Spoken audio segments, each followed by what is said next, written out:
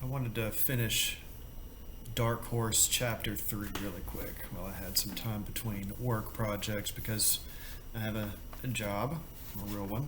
Um, so this is Chapter 3, Part 2. Hugh Gregory Penholster, the candidate of nonviolent reformation, sat with his strategists in campaign headquarters located in a low building of the federal style on Jackson Place, Washington, D.C.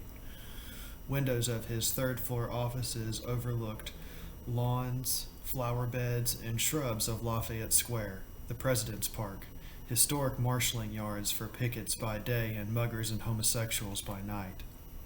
A next crane to the right stood the White House, sheltered amid great trees where hidden loudspeakers gave off a mournful whining sound designed to keep the starlings away.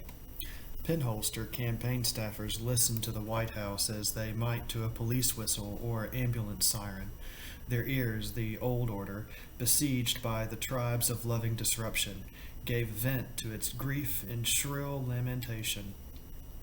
Hugh Penholster, darling of the new order, hunched forward on a studio couch. He wore an orange polo shirt and emerald green sports jacket, the casual uniform of a candidate ready to spring onto color television at a moment's notice. Actually, his forehead bore traces of makeup from a recent appearance.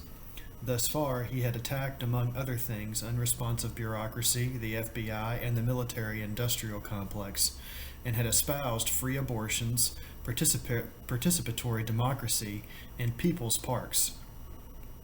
Above and below his rugged jaw, he was the true liberated man of politics, purged of the prejudices which poison the average white American, but not yet certain which of his own could be revealed to the public without damage to his ambitions.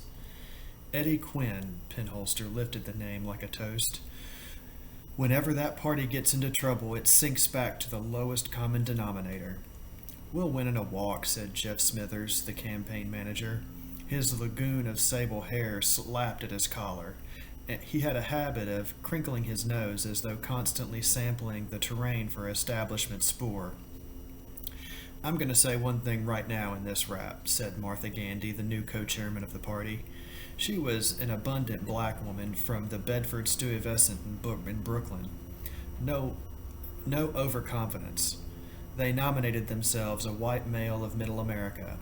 There are millions more Eddie Quinns where this one came from, and they'll all be going along to vote for Eddie on election day. She swept the room with a glare. No overconfidence.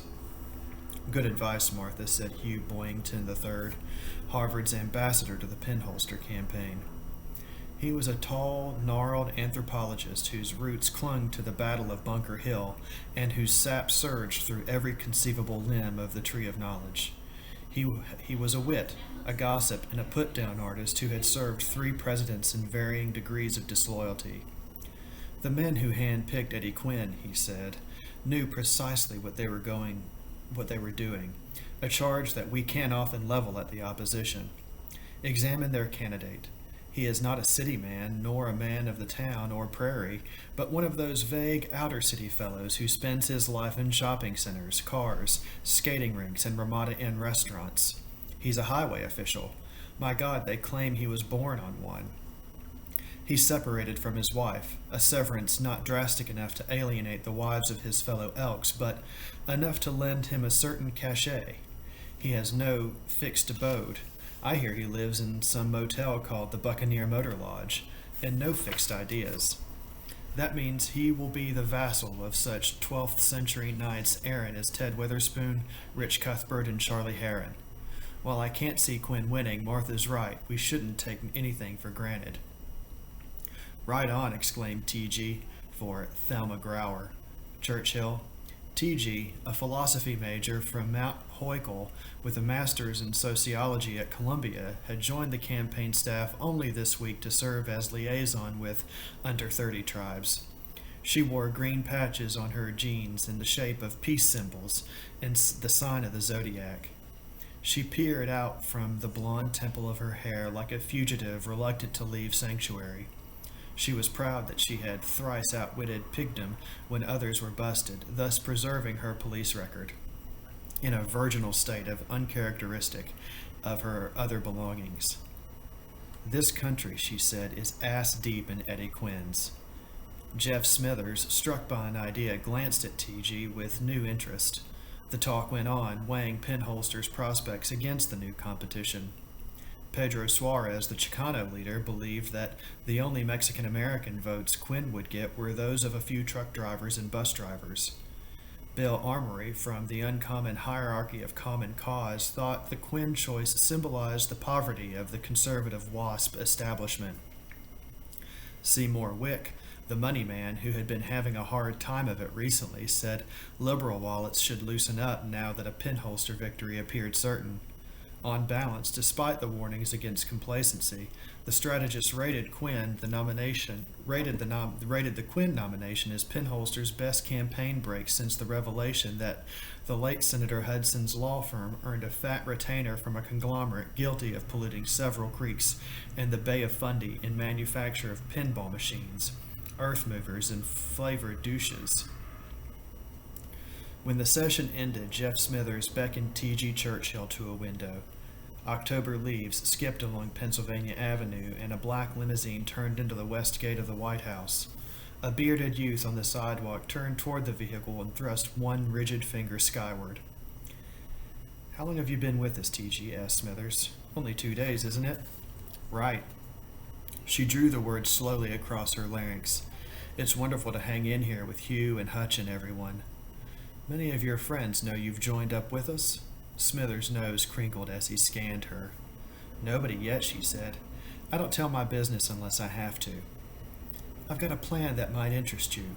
A political campaign is like a battle. What you need to outwit the enemy is solid intelligence from inside his own camp. Of course, I don't expect much opposition from Quinn, but we want to play it for the runaway vote for Hugh. So I was thinking, suppose a smart, attractive young lady from our side were to infiltrate the inner circle of the Quinn people and— You want me to be a spy? Asked T.G. in a vibrant whisper. Exactly. Smithers's nostrils quivered again. We'd work out a code and you'd report to me by telephone. We'd pay you maybe $200 a week plus all expenses, whatever you needed. Well, I don't know. I'm really up working so close to Governor Penholster, whom I adore. And being with you and Hutch and all, it wouldn't be the same, and how would I get into Quinn's headquarters? I don't type or anything. A smart, pretty girl who will work for nothing can move into any campaign. His eyes traced the slim figure within the jeans and the solid turtleneck sweater. I think for the Quinn people, though, it might be better to wear a dress. It could be fun, I guess. Mata Hari is Square City. Look, Jeff, could I think it over tonight? I'm sharing a pad with this econ major who's working for Ralph Nader this semester, and, well, I just moved in with him. Could I let you know in the morning? Sure, T.G. He patted her on the arm. Just remember that you'd do more for Hugh Penholster in a couple of days at Quinn headquarters than you could do in the remaining 19 days of the campaign around here.